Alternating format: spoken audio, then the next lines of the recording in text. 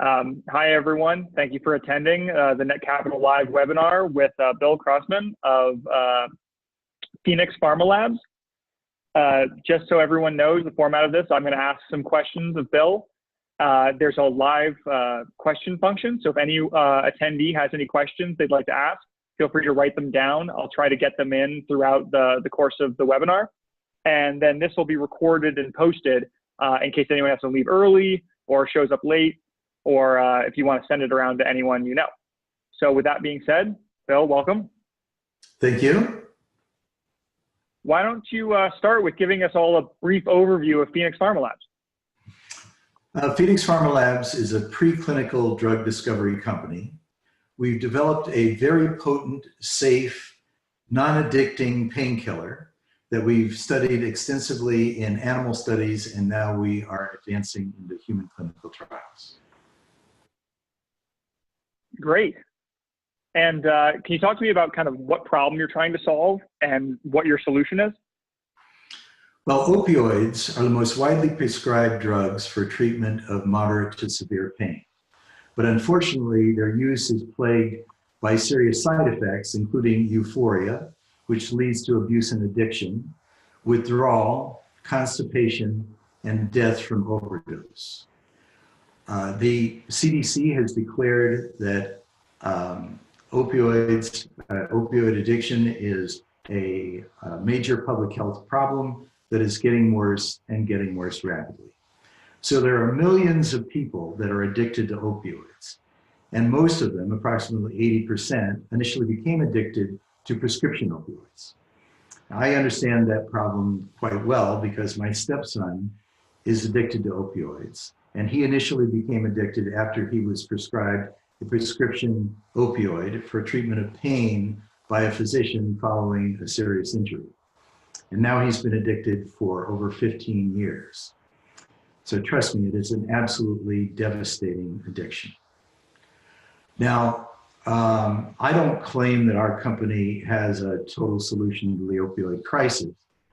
But I am saying that we have a drug, a novel drug that we call PPL-103, that has great potential to go a long ways towards helping to solve that crisis in two ways. First, as a painkiller. So it is an orally active painkiller that is very potent, 10 times more potent than morphine in relieving pain. But it is non-addicting, and it is non-addicting because it doesn't produce euphoria. And it's the euphoric high which leads to abuse and addiction. And we've done multiple studies that have demonstrated that our drug does not produce any euphoria at all. It also does not produce physical dependence or withdrawal. It does not cause death from overdose, even at 350 times the analgesic dose. So if you take 350 times of just about anything like aspirin or Tylenol or water or whatever, you'll probably die. So this is a pretty effective test of the safety of our drug. Also, it does not cause constipation at 100 times dose. And it's also demonstrated that it blocks withdrawal symptoms in addicted primates.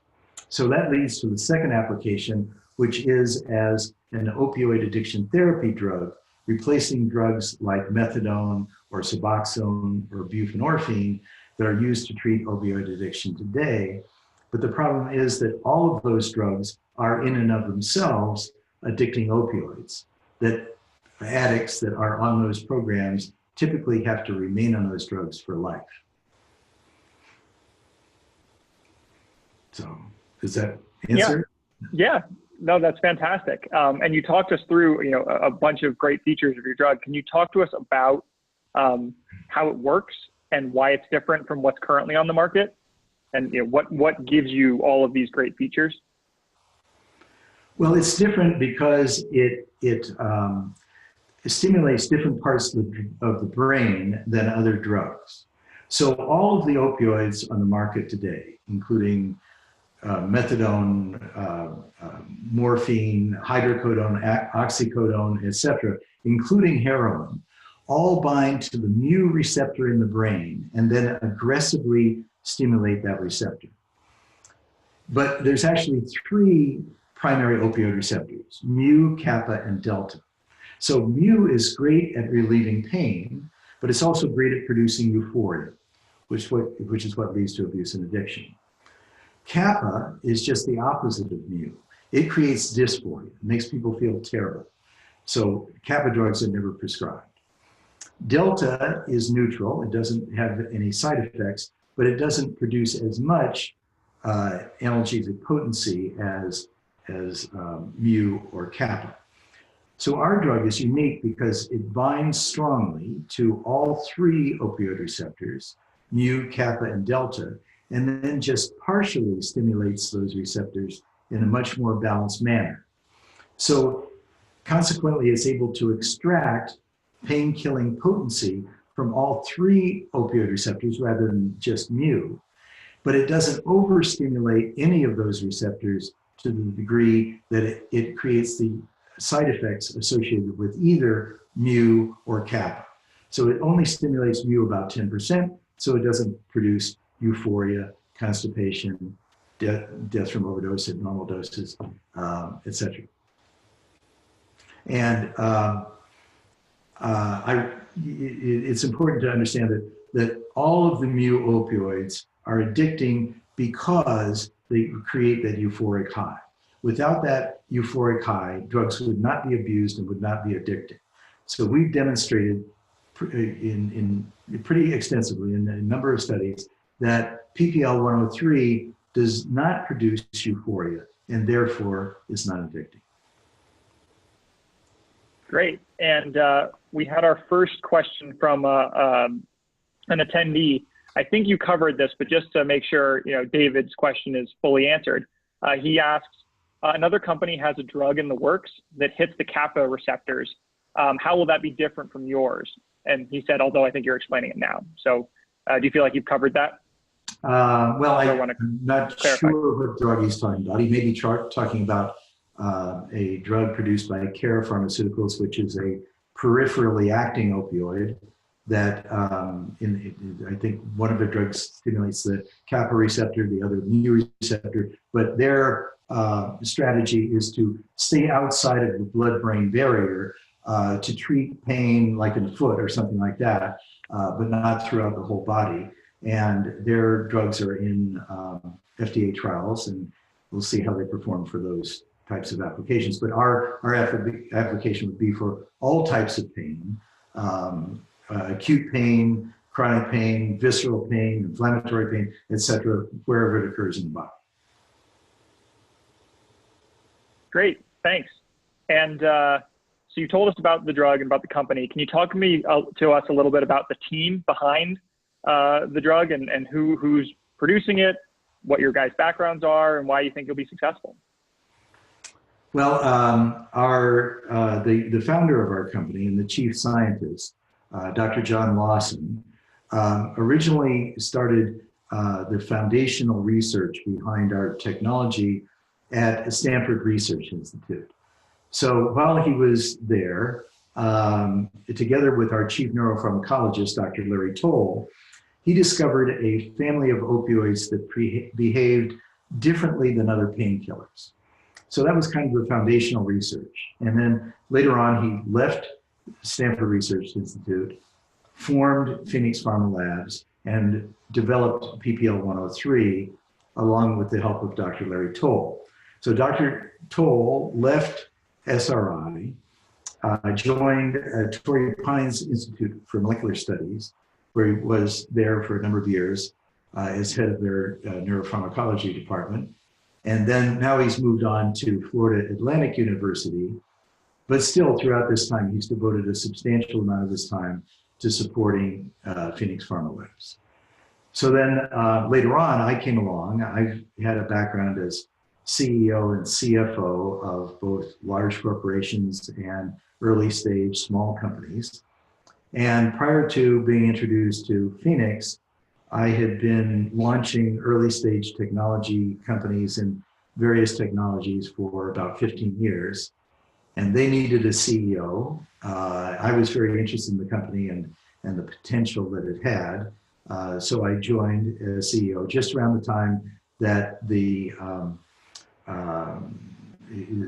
research would be concluded for a submission of a patent application on PPL 103. Great.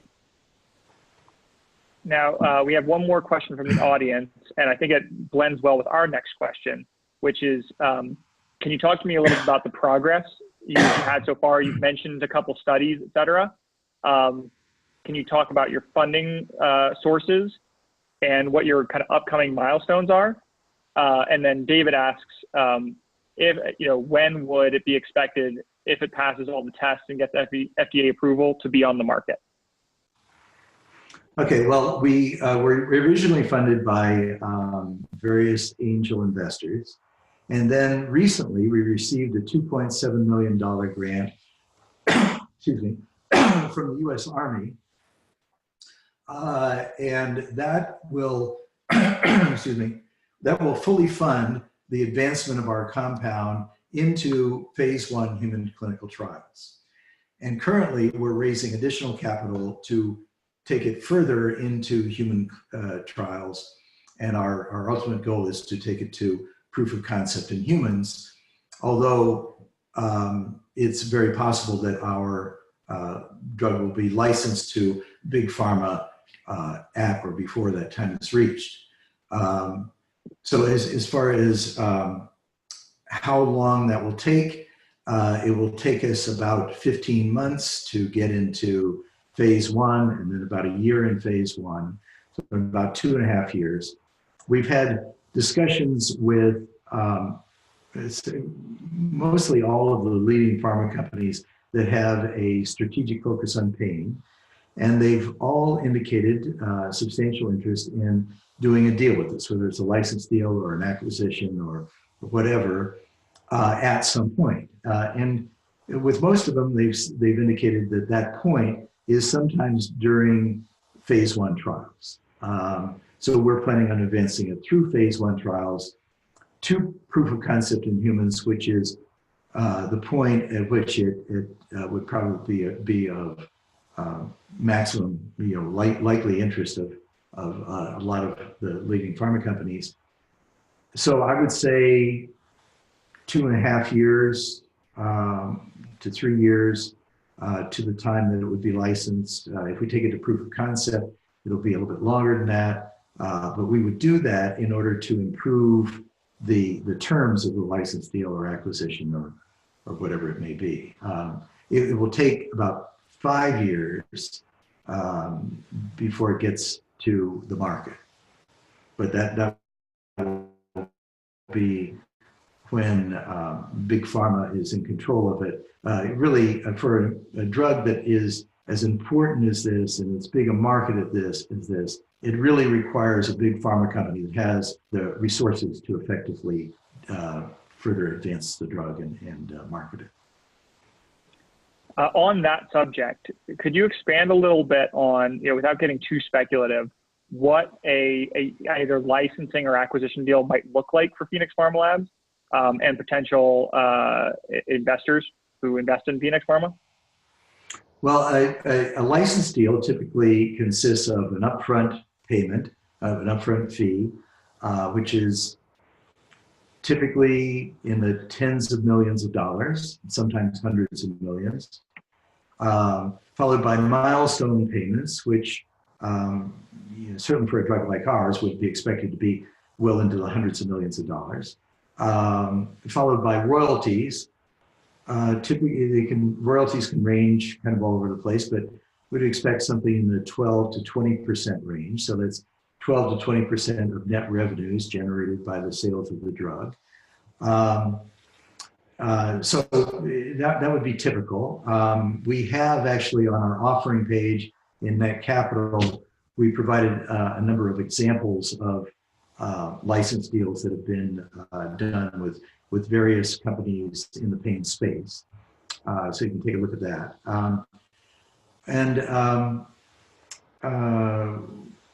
We of course, it's possible that our company could be acquired instead of having our lead compound licensed.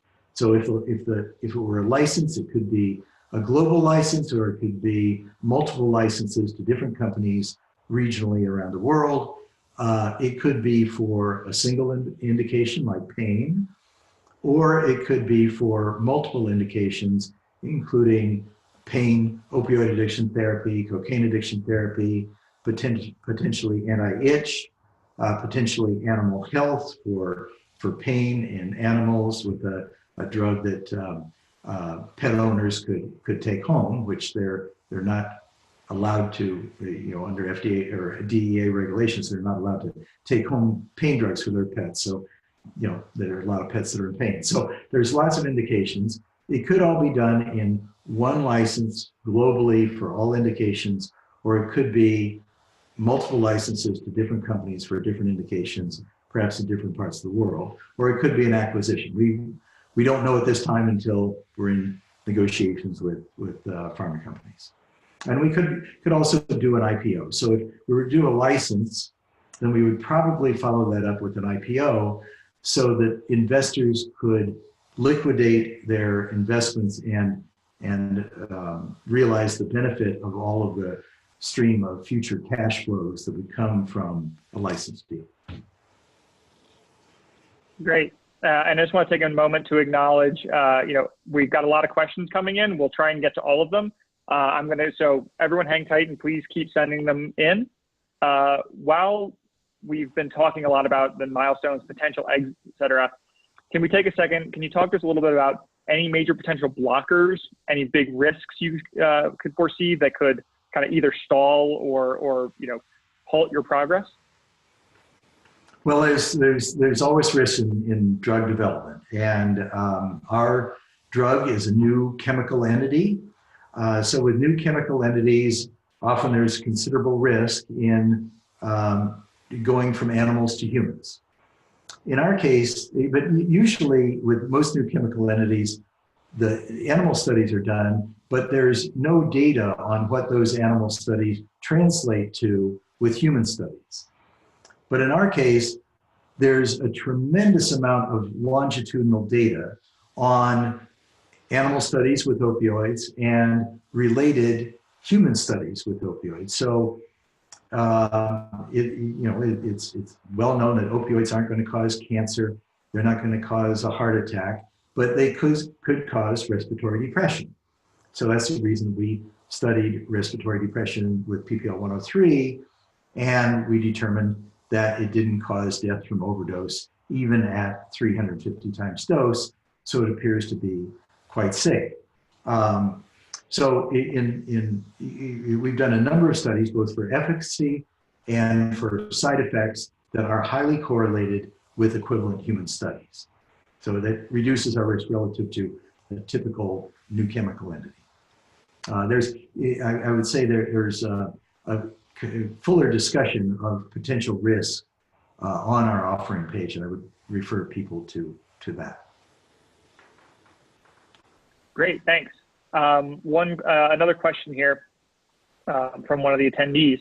Given the public health crisis involving opioid addiction, are there any FDA milestones that can be accelerated to bring the drug to market any faster? Yes, the FDA has authority to fast track a drug, and once we're in human clinical trials, we would hope that the FDA would fast track our drug. And what does it mean to get fast tracked? I think we were talking earlier about maybe a 3 to 5 year timeline to be on the market. Can you talk to us about how much a fast track might reduce that? I can't say really, because it would be up to the FDA what they would allow and what they would not allow. Typically, they would require studies in phase 1, which are safety studies. And then in phase 2, which is efficacy, you could do multiple studies side by side with their approval. And for instance, like in Australia, you're allowed to do safety, you're allowed to do efficacy studies alongside safety studies at the same time. And we are considering doing studies in Australia where you can do those parallel studies. And that data, as long as it's captured in a way that is suitable to the US FDA, is accepted by the FDA. And so we could use that strategy to fast track our drug as well.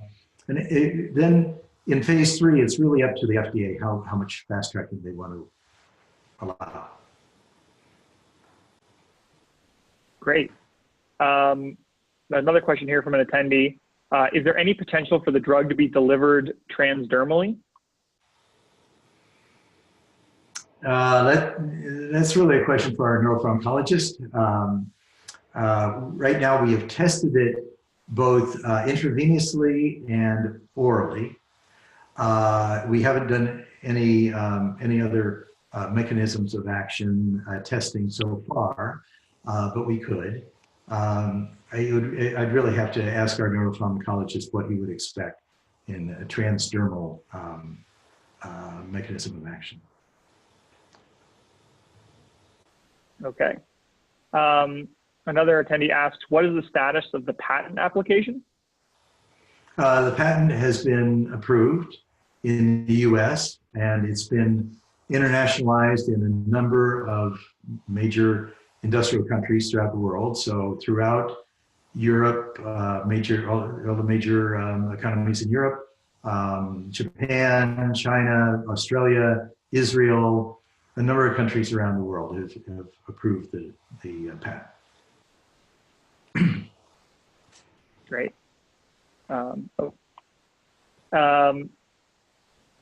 One attendee asked if you could discuss your relationship with the DoD. We applied to the DoD through the Army, the U.S. Army Medical Research and Material Command, for what's called a broad area announcement grant. And so that's where the military describes all of their needs, their wish list of everything that they would like to have in terms of everything from missile technology to drug technology. And in our case, it was managed by the U.S. Army Medical Research and Material Command, because the scientists there are the experts in that field. And also Walter Reed Military Medical Center was involved in that evaluation as well. And so we're very pleased that we received the grant and that we received the validation from those scientists at the USAMRMC as well as Walter Reed for our drug, and as well as the support we've received from the NIH and NIDA, who have given us a grant to study our drug for cocaine addiction therapy, where we've demonstrated effectiveness so far, and we're continuing to do studies. And so we appreciate the support that we've received from the scientists in the NIH as well. Great.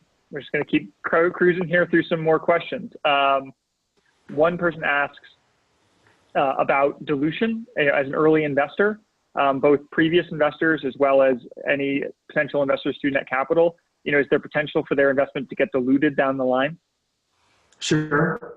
As we raise more equity. So we're fortunate that we've had a considerable amount of funding through grants, which is non-dilutive. But right now we're raising money through Netcapital, and that money will be diluted to my shares and the shares of other shareholders that existed before the Netcapital raise. And as we go forward, I would expect that there would be further dilution. So an investor has to weigh that potential dilution against the potential for the increased value of the company as a whole. So right now on the Netcapital raise, the price is 81 cents per share, which equates to a $20 million pre-money valuation for the company. So if somebody were to invest now, they would certainly want to see the value of the company grow to be substantially more than $20 million. Great. And right now, I'm coming up on our last question from the audience. If anyone in the audience has any additional questions, please make sure you get them in now. So David asked, with everything going on about drug prices, there's no way to kind of forecast the cost down the road, but do you believe it'll be affordable for the average American? Yeah, I mean, because we're planning on licensing the drug to big pharma, because really it takes the resources of big pharma to really disseminate and distribute and market a drug like this.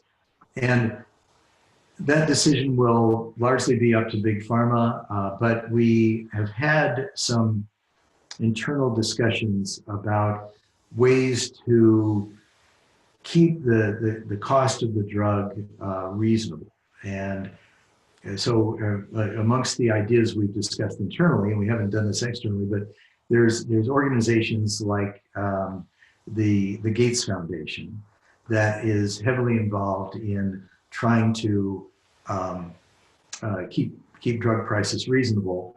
And so we'd like to solicit the help from an organization like the Gates Foundation in helping us to strategize a price control strategy that we can employ as we negotiate terms with the big pharma. That's yet to be determined, but we'd like to look into that kind of an alternative.